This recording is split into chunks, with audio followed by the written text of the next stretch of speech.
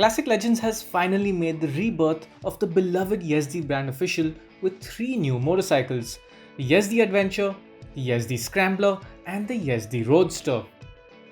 The logical thing to expect here is that all three bikes are based on the Java platform, and to some extent they are. But the differences between them and the Javas, and the differences between each of these three bikes themselves, are much more than you might have expected. The common ground here is that all three Yezdis use the larger 334cc single-cylinder engine from the Java Perak. As with the Perak, this 4-valve liquid-cooled engine drives the rear wheel via a 6-speed gearbox. But things get quite different from here on, because Classic Legends claims that the engine internals are substantially different, with new heads, pistons, valves and more. Each Yezdi engine has its own tune, and they all produce slightly different levels of power and torque. The Yezdi Roadster and the Scrambler both get twin exhaust pipes, while the Adventure bike gets a single exhaust on the right side. However, the Roadster continues with the dual exhaust pod cylinder head design that we've seen in the Javas, and strangely, the Roadster engine also keeps the Java-shaped engine cases on the left and right side. The Adventure and Scrambler, meanwhile, now have single exhaust pods in the engine cylinder head. That's a big engineering change, and these two bikes also get the rectangular shaped engine side cases that are designed to look similar to the original Yezdis. How much of a difference all this will actually make to the riding experience is something that will have to wait until Yezdi gives us some bikes to ride, which will hopefully be soon.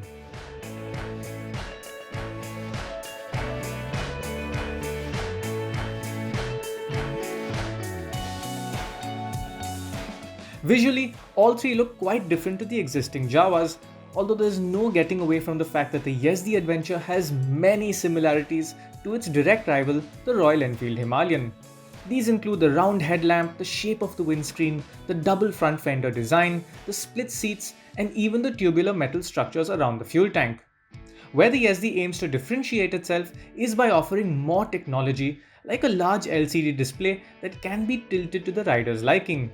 The Adventure is the only one of these three to offer Bluetooth connectivity with turn-by-turn navigation, and this will work via a dedicated mobile phone app.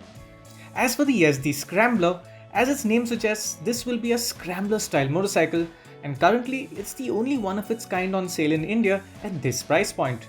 It's a good-looking machine with a dirt bike-style front fender, spoke wheels, generous ground clearance, and an offset LCD display. Classic Legends tells us that the strange angle of the rear subframe is a decision that they took for styling purposes, and it'll be interesting to see how comfortable this will be for a pillion rider. As for the Roadster, it gets the most street bike oriented style, and it's the only one here with alloy wheels and tubeless tires. The Roadster also gets the same side body panels as the Javas. Both the Roadster and the Scrambler use the same LCD display, but mounted in different areas on the handlebar. The Roadster is positioned as the entry-level Yezdi, and it misses out on features like clear lens LED indicators and the handlebar-mounted USB chargers that come on the Scrambler and Adventure. All three bikes get dual-channel ABS, but the Adventure and Scrambler also get the ABS with three modes: road, off-road, and rain. It is worth mentioning that all three bikes you see here have some optional accessories on them, including the handguards, headlamp grills, and the luggage mounted on the Adventure. Classic Legends has also chosen to use the Zoroastrian Farohar symbol on the Roadster's side panels and rear fender. That's probably to link back to Yezdi's past, but it's still the first time that we're seeing a manufacturer decide that it's appropriate to use a religious symbol on a production motorcycle. The vast differences between the three Yezdis continue when it comes to the chassis as well. All three use unique frames with different steering geometries and wheelbase figures. The Adventure is also the only one here to get a monoshock rear suspension. While they all use 17-inch wheels at the back, the Adventure has a 21-inch front wheel, the Scrambler gets a 19-inch front wheel, and the Roadster runs an 18-inch wheel. The tyre sizes are different on all three motorcycles as well. Being an off-road focused machine, the Adventure gets long travel suspension with a generous 200mm and 180mm of front and rear suspension travel respectively. Ground clearance stands at 220mm, and all these three figures are pretty much identical to what the Royal Enfield Himalayan has to offer. Here's how the wheel travel and ground clearance figures look for all three bikes.